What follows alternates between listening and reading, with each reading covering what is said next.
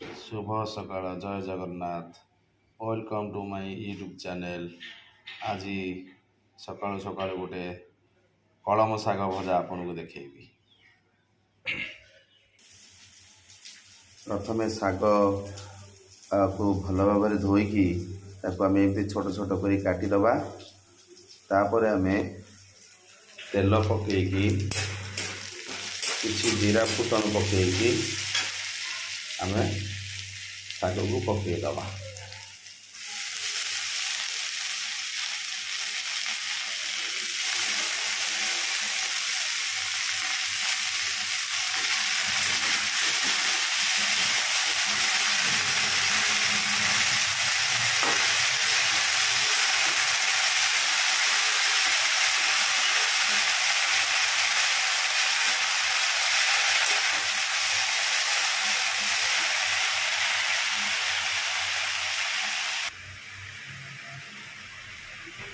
भल भाव उल्टा उल्टी कर सारापर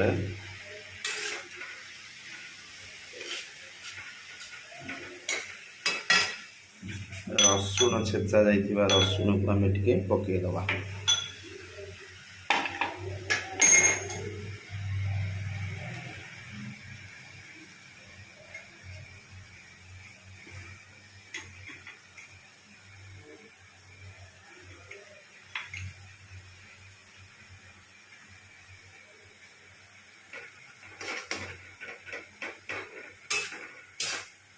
कलम शागर रसुण टे पकई भाजिले बहुत टेस्ट लगे।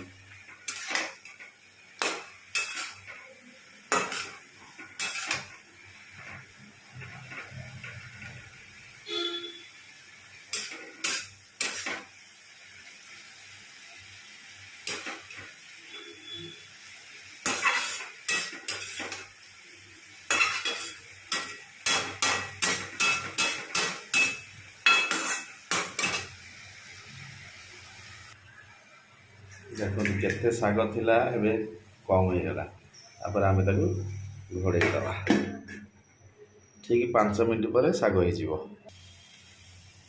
बर्तमान शाग हो आसिलानी आम टिके जीरा गुंड टिके पकईले जीरा गुंड पकईके आम घोड़े दबा।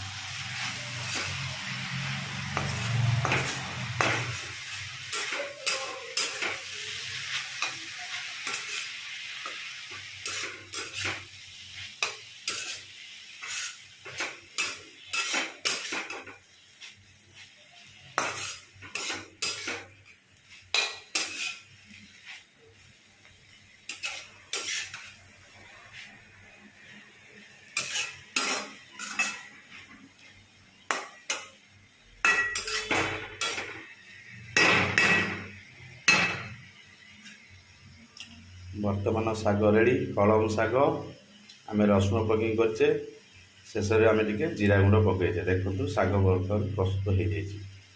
वीडियोटी भल लगे निश्चिंत भाव लाइक करेंगे शेयर करेंगे। जमी आपको जहाँ लगी से अनुसार आप कमेंट मारे कमेंट देवे। जो मैंने मो यूट्यूब चैनल को सब्सक्राइब करनथिबे दयाकोरी सब्सक्राइब करदे। आ निश्चिंत भाव आप चेष्टा करेंगे ये शाग बन तैयारी खायापी। रोचे जय जगन्नाथ।